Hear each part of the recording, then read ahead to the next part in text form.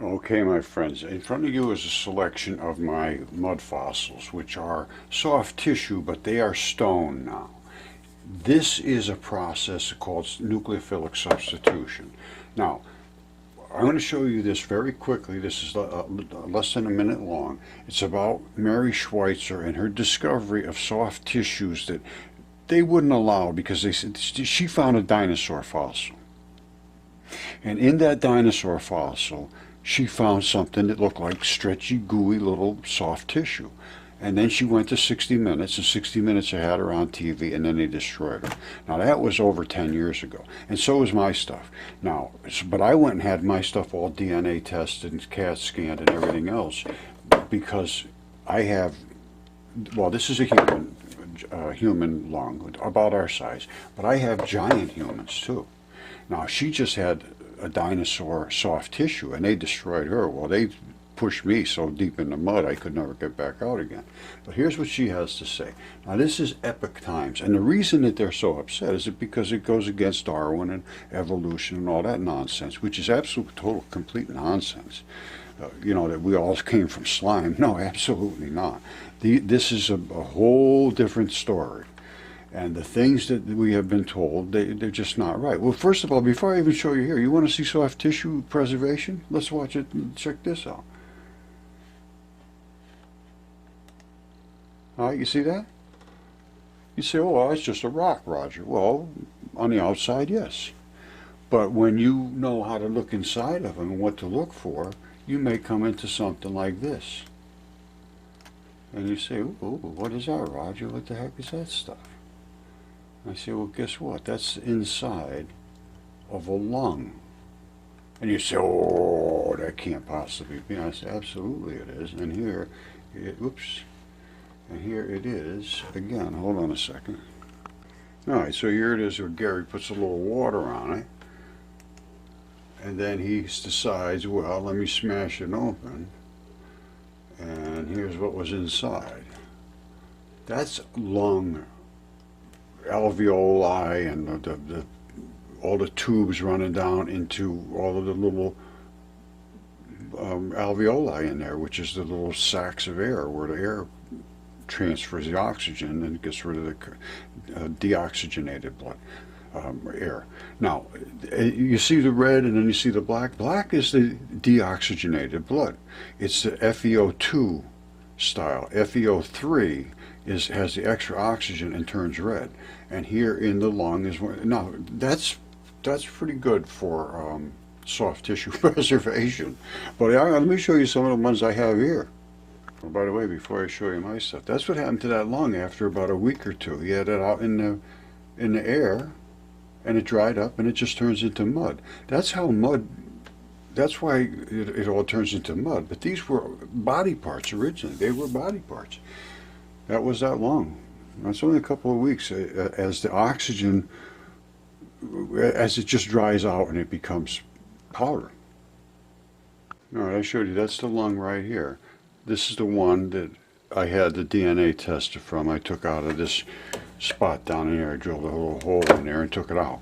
Now, that's another lung that's got the pleura, which is this stuff here. This is the rubbery bag that coats the lung. Inside that rubbery bag is the lung. So you got the pleura on the outside, which is here. Then you got the lung on the inside, which is here. Now, this is just, you see all the little lobes of the lung, these little alveoli, exactly the same thing you have here. Now, this was laying like this, and the blood collected down here. And it actually literally ran out when I brought it into the shop here. All right, this was, I think, in the mud. I can't remember. It was a long time ago. I think this was in the mud. But it's a lung, and it's the alveoli. I mean the pleura, which is the coating, the membrane-like substance, the collagen fabric bag, is gone, stripped off. I have another one over here. Hold on. This one here is halfway between. This one here, this is this. And this is the fabric part here. It started to erode away. Same thing, flat like a pancake. You see that? In the flood. All of this stuff died in the flood. And I am in some condition here where it was just exceptional preservation. I cannot account for it. But I can see it and I understand it now, and it's nucleophilic substitution and an invasion, and it's during wet, aqueous, chemically active, long duration floods. And Velikovsky had some research that claims that there was almost an impact with a comet that caused literally the waters on the Earth to boil. And if that's the case, these were like pre-cooked, and then they turned into flat, died, and then everything eroded away and washed away, and all the waters were consumed into the Earth, or whatever happened to them, I don't know. But these are all flat on one side and flawless on the other side. See? Flat like that. Virtually all of them. So I'm going with a flood, and I'm going with nucleophilic substitution. I'm going with quite likely some boiling water, and it's all chemically active, and this particular location I'm in led to this particular style of preservation. Other areas had a whole different story. They might have been near something that was acidic or extremely salty, like Gary's was, that lung that was just all deteriorated. My stuff after it dried out, it was just perfect, absolutely flawless. Just like it came out, you could transplant that maybe. The DNA was absolutely excellent quality. I'll show you the DNA report. All right, before I show you the DNA report, that's where I took the blood out of. That lung here is just absolutely flawless, and they have this red flap at the bottom that it's now it's understood as it's an interstitial latch. It latches this into the system of the entire organ of the system. This is all interstitial fluid inside these fluid-filled bags that are in membranes. This is now a new science, interstitium. Look it up. They just discovered this stuff has what I'm talking about, these fluid-filled bags. Anyway, that's a whole other story. There's a lot of evolution of science just from the mud fossils. And now we know there was giants. Let me show you the giants. All right, anybody who knows what a fingertip looks like knows that that's a fingernail. And then there's a little pad on the bone that bumps up against your next bone. That's how it rocks against it, so you don't smash your bones back and forth. Now, that is the fingernail, and this is huge. I mean, it's almost 3 feet long, 30 inches or something like that. I said 36 inches when I originally measured it. I believe that's what I said. And that's the fingernail side. Now, the fingerprint side is just as good. You see that? That's the fingerprints. And one ridge of your fingernail, of your fingerprint, is the same width as my thumb. You see it? It's about the same width as that. And this is grip skin. This peeled right off of there when I whacked it with the hammer. Instead of the whole thing slamming, it peeled right off. That's the skin. It peels off just like this. And I have another one here, another giant hand. And I tell you, I have just coming out of my ears. I could go out all day and pick them up. Look at this. Here's another one, and I'm going to show you the grip skin coming off. You see that hand? That's a left hand. If you take your left hand and put it out just like that, you have this bumper pad that runs around here. And then you have a little stripe that goes down here, which is your tendon. See it? And the bumper pad comes right around here, and then your thumb runs off in this direction. Now this is only up to about here on my hand. This is over 3 feet wide. Now, this is the grip skin. Remember I said it peels right off? See it? It's peeling off right here. Because this is tough stuff. And when you look at it in the anatomical, it shows it just peels off, and it does. And it's dense with a lot of scrappy molecular molecules, atoms, that I think are a lot of silicates, and I believe there's a lot of iridium in this as well. And I have a reason for talking about iridium, which is because there was a layer around the Earth of iridium that they said was caused by this impact down in the Gulf of Mexico. And I disagree with that 100%. I've seen the drill cores, and they are, to my mind, absolutely not from an impact. They are from biology. And the Earth is nothing more than biology. I'm sorry, it's time to fess up to the truth of what it is. The ancient stories were correct about the gods. Look up Metamorphosis. He says, I am here. The first statement in the whole thing was, I intend to speak of bodies transformed into landscape, usually by means of violence. They killed each other and made mountains. And I'm serious, that's just a fact. I can see it, I've shown it, and if you open your eyes enough, you'll see it too. And that was what was written, and it was written long before the Bible was written. So don't tell me that I'm just a Bible thumper. I am a historian and a truth seeker. And that, my friends, has been DNA tested human. This was DNA tested human. And the finger, thumb, and grip skin that I just showed you of the giant, it's got to be close to 200 feet tall, is also DNA tested human. And not only that, the DNA test was excellent quality.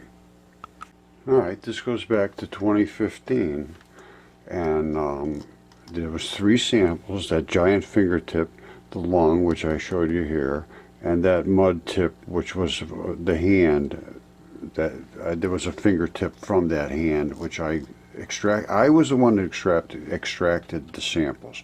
You saw them anatomically exactly perfect, and I knew where the blood was. I took it right out of the blood, so right out of the artery. So it's not something that was hard to do. It was and I was very careful. I'm not an idiot. I knew what I was doing. And this was sent off and submitted to, after they went through whatever they did to, you know, I don't understand exactly what they did. It was PCR testing, which they found that there was excellent quality DNA sequences obtained for the 36-inch tip and the lung. The big hand was not quite as dense, but it was still good. He said it was okay, but it was, he said it was exceptional. And exceptional was because I took it right out of the blood. I didn't swab anything. I drilled it right out of the blood. I showed you that.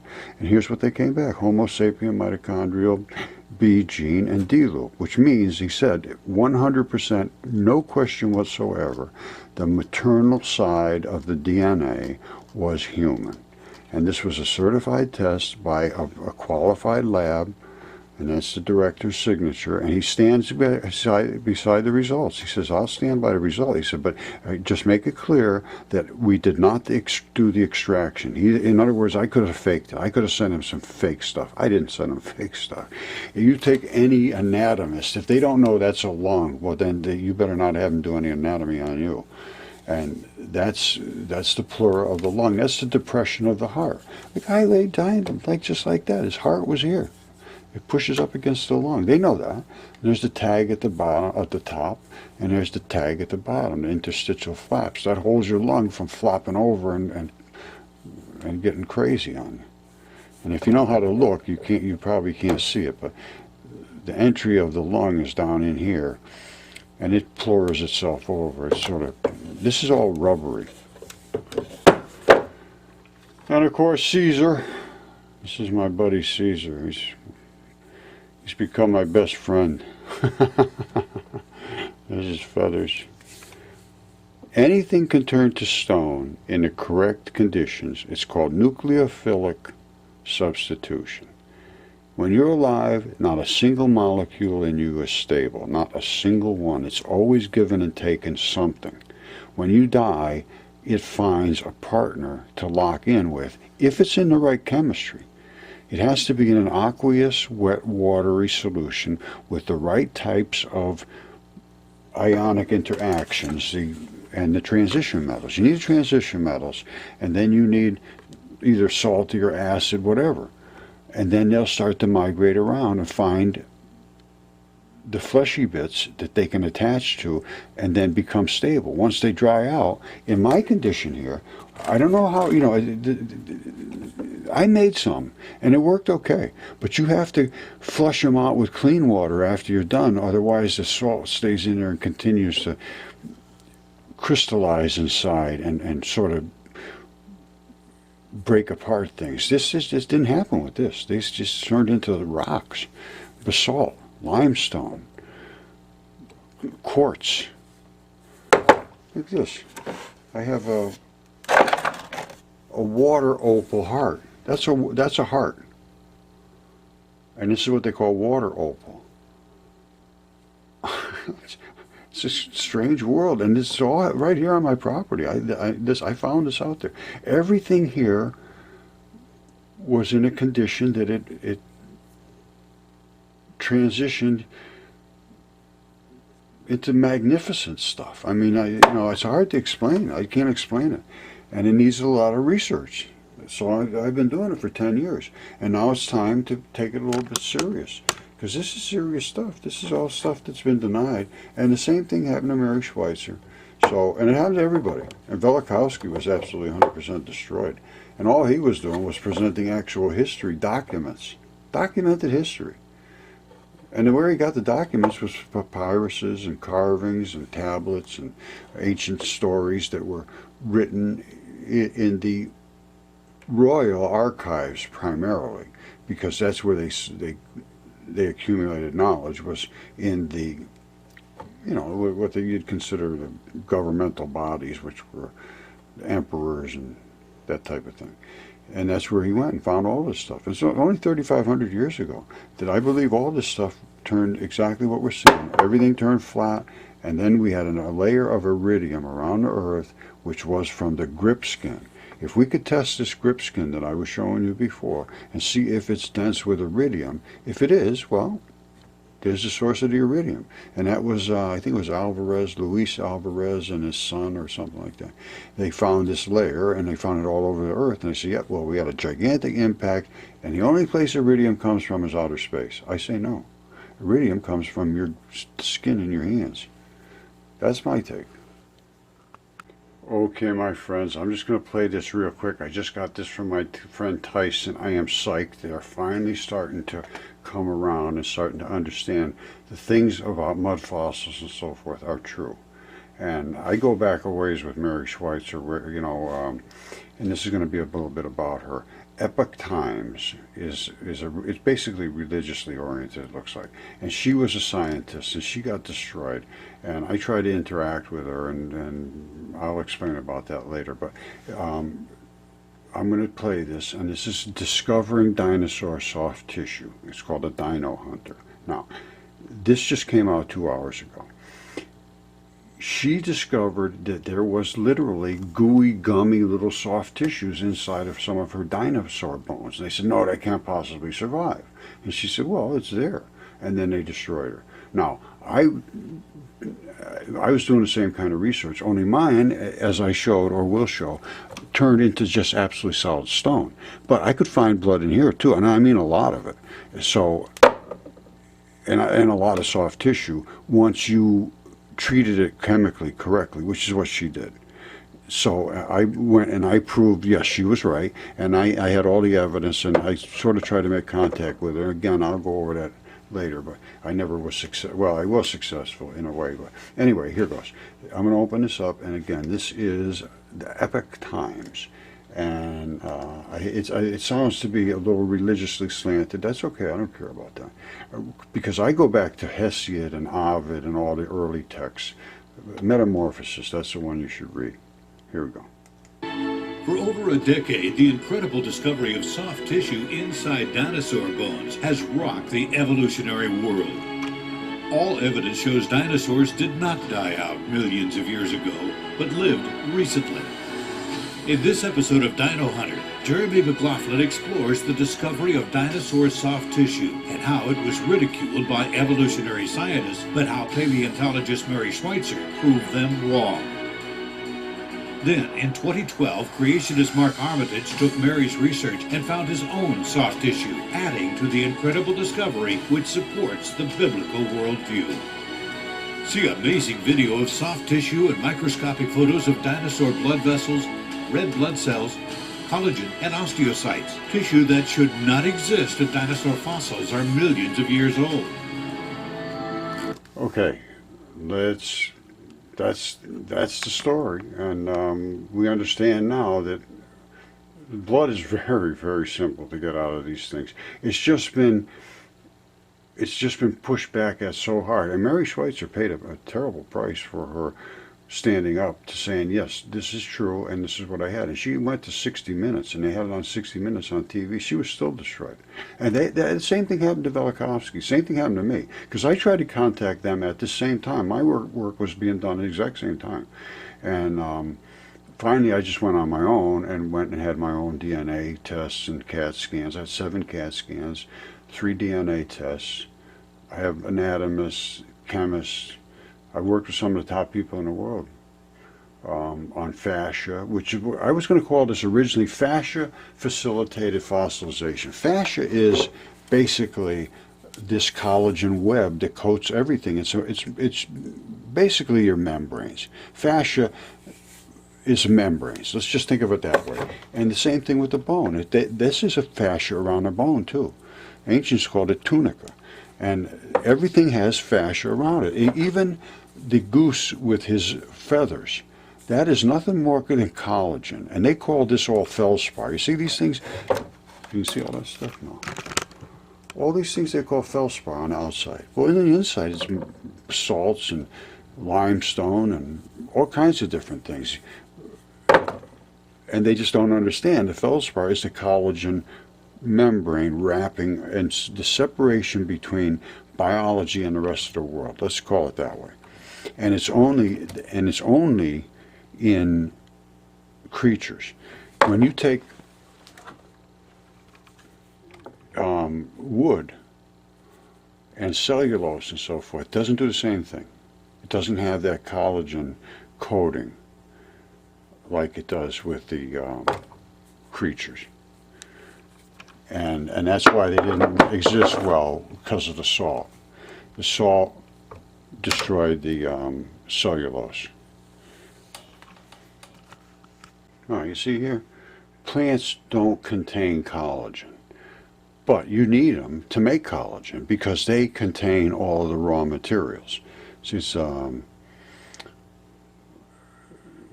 they don't contain collagen like humans or animals. With that being said, they play a huge role in how animals and humans even continue to produce collagen.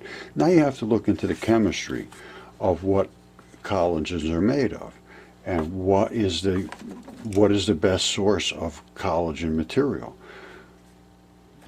Because every different plant has a different type of chemical composition in it. And if your bacteria in your body is in good shape, the bacteria will create enzymes and catalysts to break down the products, but you have to have the right products coming in, and then you have to have the right catalysts and enzymes, so that means the right bacteria. So it's a bit of a dance, but it always ends up being both ways. When you're alive, it's nucleophilic substitution to bring in the good stuff, take out the trash. When you die or a creature dies, it's nucleophilic substitutions to say, hey, if you don't stabilize me as a molecule, I am going to just fall apart. So I'm going to go away from here. And it's okay. Well, I can hook you up with some zinc. How about that? Ooh, that'll work. Boom, done. And then it becomes a piece of stone. And that again, it's all chemistry. And that's I like chemistry. I did a ton of it, and I like it, and I understand it. And most people don't. You get a geologist, he has no clue about chemistry or anatomy or any of that stuff. They look at it, and to them it's just nothing. And I'm not kidding you. To them, it literally, at Yale, I showed them all this stuff. I said, I have DNA, I have CAT scans, everything. They wouldn't look at it, first of all. Secondly, they said it's impossible, so we're not going to look at it. And I sent him all the pictures and everything, and then he sent back, he said, those are just rocks. I said, okay. What can you do? How are you going to fight with that? Okay, my friends, Mary Schweitzer she's got a PhD doctorate, and they still destroyed her for her research on soft tissue dinosaur fossils. And I go back quite a ways with this because I tried to interact with her. It was not successful. However, she has the same problem as I have.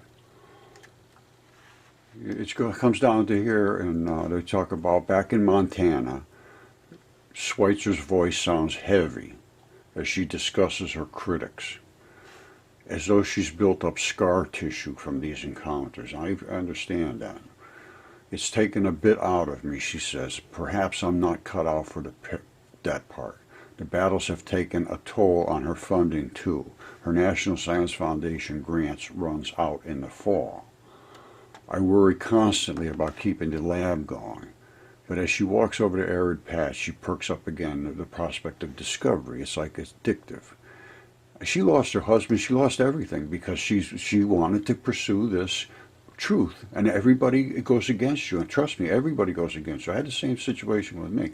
You know, my wife stayed with me, but I can tell you what. She didn't, I don't think she really wanted to. All right, so anyway, Mary Schweitzer found these red blood cells, and she goes to the professor and she says, hey, I think I found, well, she didn't go to him. She was afraid. So this guy Horner had heard, he caught wind about what Schweitzer was talking about.